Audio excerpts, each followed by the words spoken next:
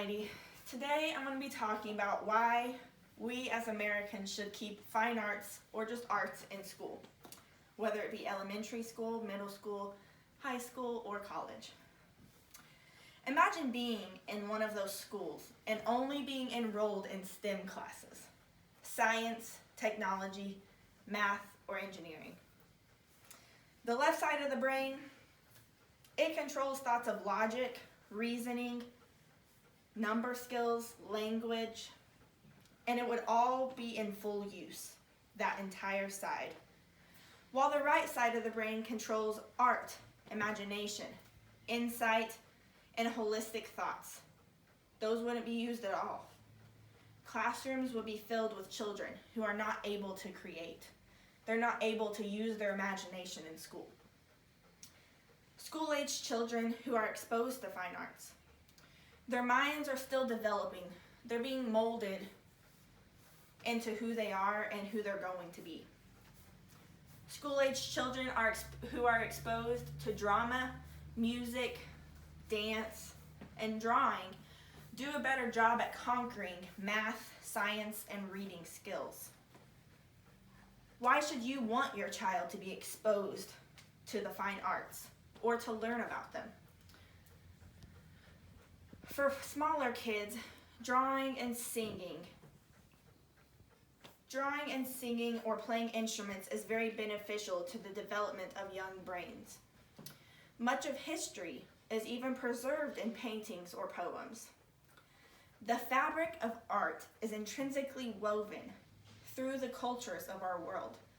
To lessen its importance in our world would be a great tragedy. One example is the world's visible mourning of the near loss of one of the world's paradigms of French Gothic art.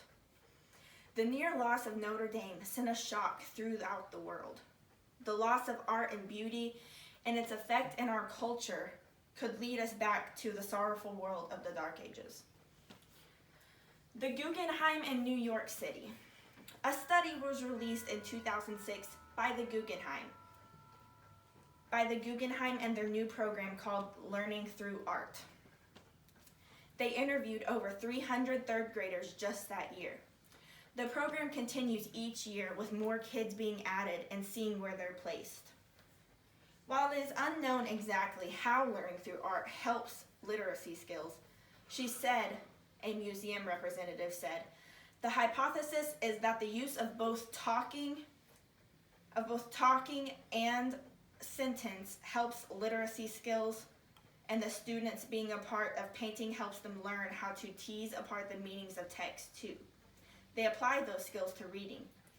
In the era of cutting art programs from schools, there have been many studies into whether it is good for the brain to have the fine arts taught and talked about in school.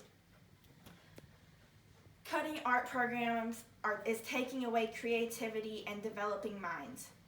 It is not letting them use their creativity on a daily basis in the setting that would give them a break between STEM classes, a break between a science and a math class with maybe a music class, could lessen the stressfulness of school.